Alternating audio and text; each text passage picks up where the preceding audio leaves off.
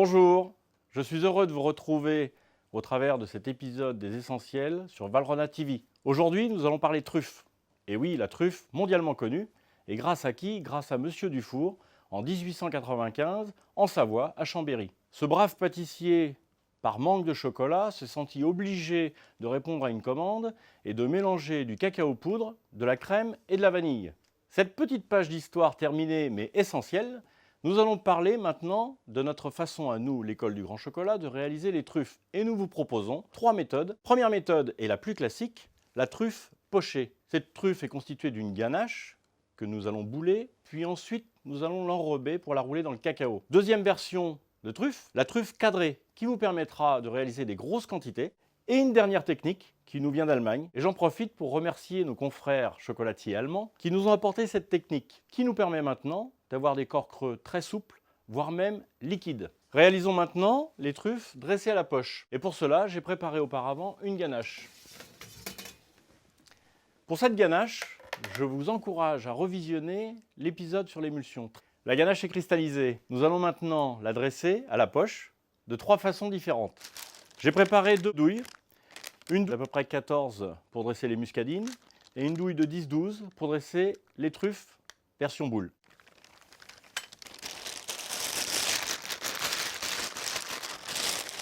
Attention à bien laisser cristalliser votre ganache à température ambiante. Si elle était trop froide, elle vous donnerait une texture sableuse après avoir boulé vos truffes. Nous allons maintenant dresser la ganache en forme de petite boule. Faire des boules d'une grosseur approximative d'une noisette, en essayant de garder au maximum ce côté galbé et ce côté rond. Passons maintenant au dressage des muscadines. Nous allons tout d'abord dresser les muscadines en bandes. Cette technique vous permettra de les couper par la suite à la guitare pour les enrober et les sucrer. Mais vous pouvez également les dresser en forme de bouchon. Voilà, les truffes sont dressées. Nous allons les laisser cristalliser et on se retrouve tout de suite après pour les enrober et les cacaoter. Confectionnons maintenant les truffes boulées. Et à deux, c'est toujours plus efficace. C'est pour ça que j'ai fait appel à Andrea, jeune assistante de l'école du grand chocolat qui nous a rejoint il y a quelques mois et indispensable pour un service client exemplaire. Nous allons donc enrober les truffes puis les rouler dans le cacao. Tout d'abord, à l'aide d'une couverture tempérée, déposez votre ganache boulée, puis ensuite légèrement tapoter et venir déposer dans le cacao cette truffe enrobée. Andrea va se faire un plaisir de rouler cette truffe petit à petit dans le cacao pour ensuite la laisser cristalliser, la débarrasser et la tamiser. Continuons cette opération.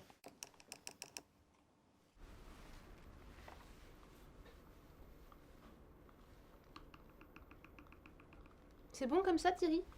Oui, alors attention malgré tout, Andrea, à pas trop marquer ta fourchette, à bien faire avancer ta boule petit à petit, ce qui te permettra de ne pas avoir ces marques de fourchette comme tu l'as sur la précédente. Donc avance tout doucement, petit à petit dans le cacao. Voilà, les truffes sont maintenant enrobées et cacaotées. Laissez-les cristalliser quelques instants, puis à l'aide d'un tamis, enlevez le surplus de cacao. On se retrouve maintenant pour réaliser nos truffes à base de corps creux. Donc on va garnir nos corps creux avec un praliné. Ce praliné correctement émulsionné avec du sirop à 30 et merci Monsieur Baumet, ainsi que de la liqueur, en l'occurrence ici de la fleur de bière, mais vous pouvez tout utiliser, de la liqueur de citron ou encore bien d'autres.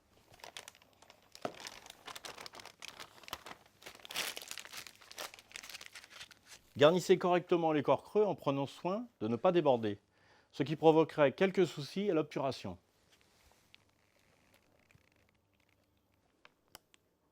Voilà, les corps creux sont garnis, je vais les laisser cristalliser une nuit.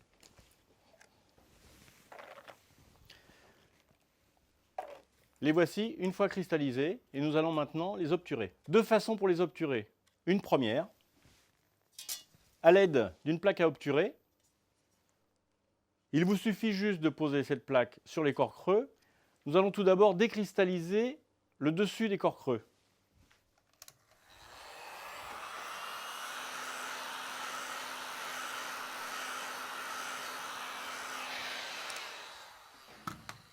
Pourquoi décristalliser?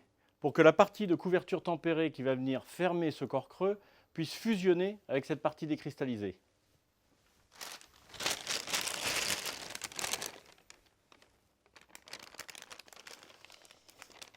Nous allons recouvrir de couverture tempérée le sommet des corps creux pour ensuite, à l'aide d'un triangle, répartir la couverture et avoir une étanchéité parfaite. Deuxième technique, en déposant un point de couverture, je vous le rappelle, le haut du corps creux a été décristallisé, et ce pour permettre une fusion entre la couverture cristallisée et le corps creux. Pour avoir une fermeture parfaite, je vais prendre un papier guitare et venir le déposer sur la couverture non cristallisée. Il ne restera plus qu'à enrober ces truffes et à les rouler dans une poudre d'amande torréfiée. Thierry vous a parlé d'enrobage et de poudrage et je suis là pour vous aider. Donc j'enrobe très légèrement de couverture les corps creux pour ensuite les rouler dans la poudre d'amande légèrement torréfiée. Ce procédé vous permet d'avoir des intérieurs très crémeux, voire même liquides, tout en conservant une couverture craquante à l'extérieur. Après les corps creux, de quoi allons-nous nous occuper, Thierry? Alors après les corps creux, Andrea, j'avais proposé qu'on réalise une truffe cadrée. Une fois la ganache correctement découpée, nous allons pouvoir l'enrober. Nous allons donc enrober les truffes de 2 couches. La première couche doit être très très fine. Elle est là uniquement pour protéger la ganache et pour donner ses arêtes bien saillantes à celle-ci. Puis une deuxième couche qui nous servira à la poudrer dans le sucre glace légèrement coloré d'un vert scintillant. Dans le cas où vous auriez une grosse quantité de truffes à faire, sachez que vous pouvez réaliser ce deuxième enrobage à la machine. Et pour ce, il vous suffira de séparer le tapis du transporteur et ne vous servir que du tapis. Ce tapis vous permettra de libérer les truffes en les laissant tomber dans le mélange de sucre glace et de verre scintillant. Dans l'immédiat, nous allons avec Andrea réaliser ce deuxième enrobage à la main. Pour cela, nous déposons la truffe dans la couverture tempérée pour ensuite l'égoutter, la déposer dans le mélange sucre et verre scintillant de manière à ce que Andrea puisse la rouler délicatement en la recouvrant totalement. Voilà, le mot de la fin m'ayant été confié, on espère que vous avez pris du plaisir à regarder cet épisode truffé de bonnes idées. Andrea, merci de nous avoir accompagnés durant cet épisode. Au revoir et puis à bientôt sur Valrhona TV.